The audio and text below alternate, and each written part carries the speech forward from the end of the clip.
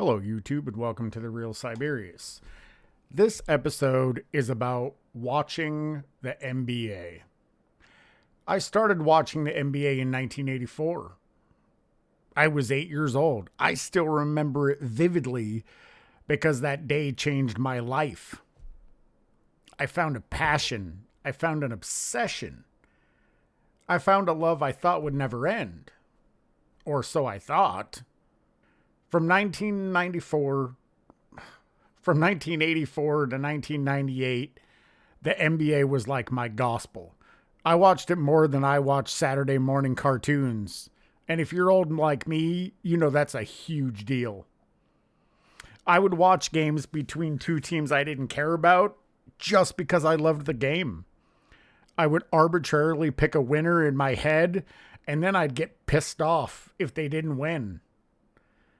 When I was 8 years old, I took this shit way too seriously.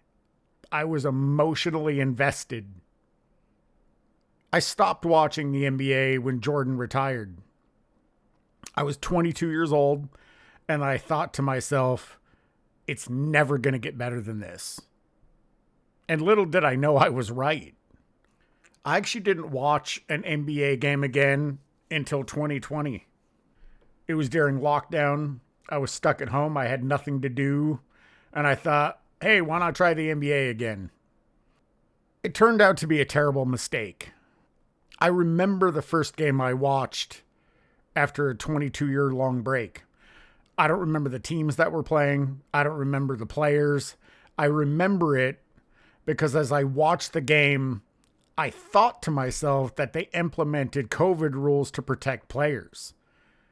I hadn't followed the game in decades, so I was unaware that they had removed hand checking and added a 3-second rule.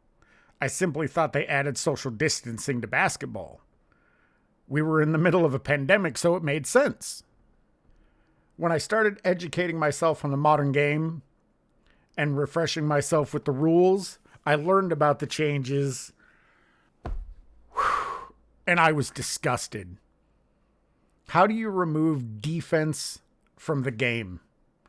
How do you remove strategy from the game?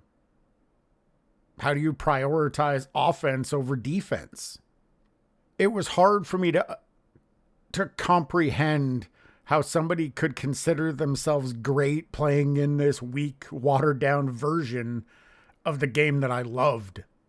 Scoring without opposition isn't skill, it's inevitable. You will eventually score points. I don't know how these players applaud themselves for the most pedestrian of accomplishments. When you lower the bar to create champions or heroes, it doesn't. It creates dilettantes and sycophants that have to constantly self-aggrandize to stifle their insecurities and seek validation.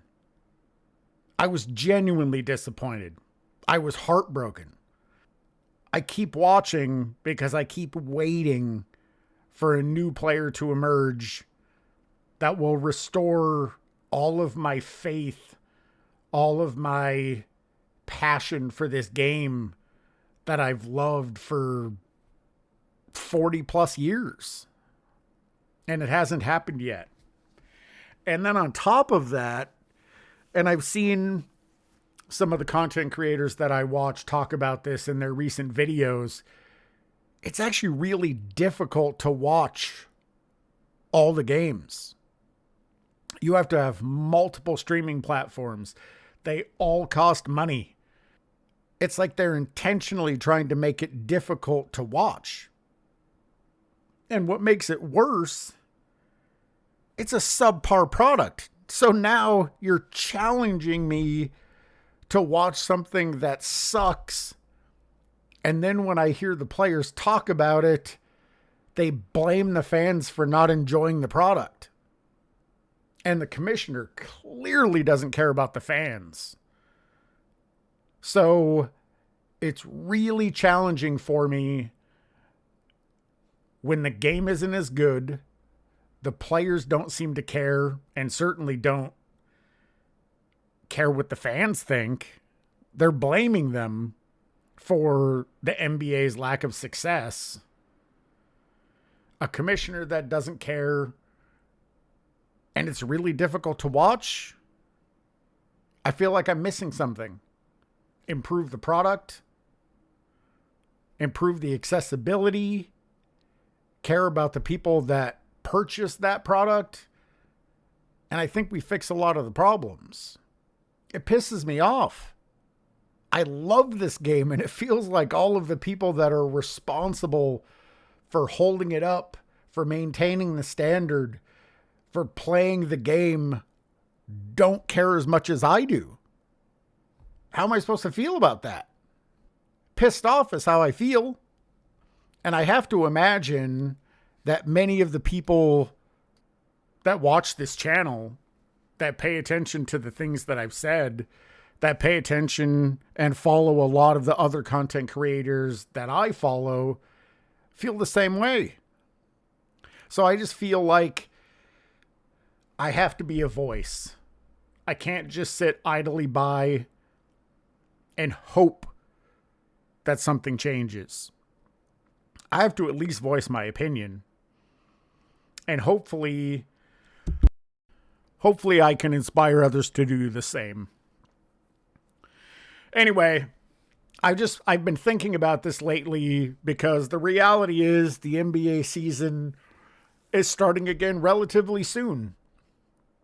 And I want to be excited. I want to be glued to it like I used to be in my youth. I have more time. I have more willingness. And it just doesn't feel like I'm being helped by the organization at all. Anyway, I'd be curious to see how you guys feel in the comments. If you haven't already, please like and subscribe. If you made it to the end of the video, I absolutely appreciate it. And as always, I want to give a shout out to the content creators that continue to inspire me to keep going with this channel. Uncommon Sense, Angry Old Hoops, Self-Researched NBA Facts, 93Z, Sports and Fitness Rants, Uncut Hoops, Scap Attack, The Basketball Show, Speam Engine, In Your Face Hoops, Eddie TV. I always appreciate all of your guys' content, your perspectives, your takes, and I thank you. And I'll see you guys in the next one.